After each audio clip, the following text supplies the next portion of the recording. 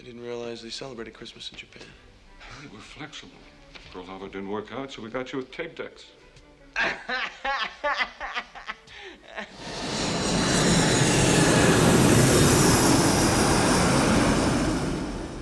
Hello, and welcome to Waste of Space, where we analyze aspect ratio usage in cinema one movie at a time.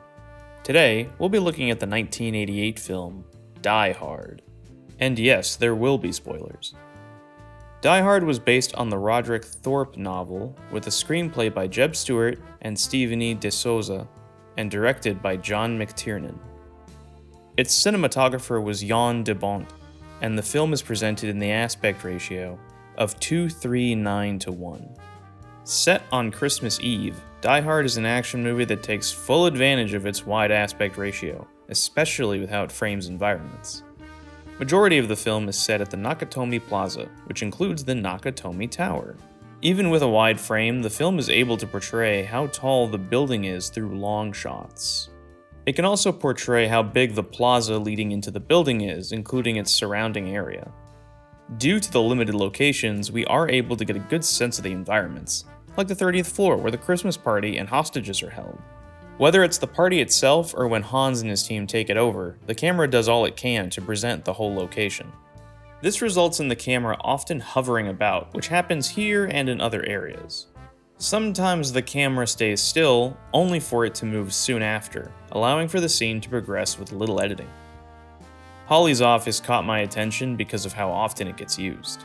This is where John McClane is reintroduced to his estranged wife, but it also becomes Hans Gruber's office once he holds everyone hostage. Pretty much any scene set in this office is a good example of the film getting mileage out of every bit of space. Sure, sometimes it's just a close-up, but other times a whole conversation can take place within that frame. Outside the building, a rooftop gunfight features an excellent shot of the environment. We get to see everyone involved in the fight and where they are in the given moment. So when Carl shoots at John, we have a good idea of how close he is to him. There's also the area just outside the parking garage, where Sergeant Al and the other police folk are. We get good shots of the people there and the environment, but I absolutely love the shot of the FBI arriving. We see the deputy chief, Al, and others. Then the chief moves to meet the FBI agents, who then move around the environment. All of this with no cuts. Alright, so let's quickly talk about people.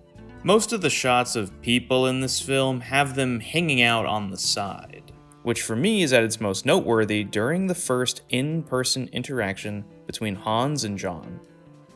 It even uses Dutch angles, which I'm going to say enhances the nervous energy of the scene. Since John took Hans by surprise and doesn't know who he is yet, it makes sense this scene would be a bit anxiety-inducing. My favorite thing I noticed in this film are the shots where things are situated in the corner. It's a great way to take advantage of the wide frame, allowing for lingering shots with fun reveals and interesting ways to share information. The final thing I'll talk about is one of the film's most famous scenes. John is in an air vent, and the wide frame captures it very well.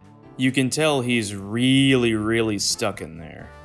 So as a way to show us how tightly packed John is, as well as amp up the pressure he's facing trying to stay alive, it's very effective. I hope you enjoyed this little look at how Die Hard makes the most of its 2:3:9:1 aspect ratio. Thank you so much for watching. We'll see you next time. Merry Christmas.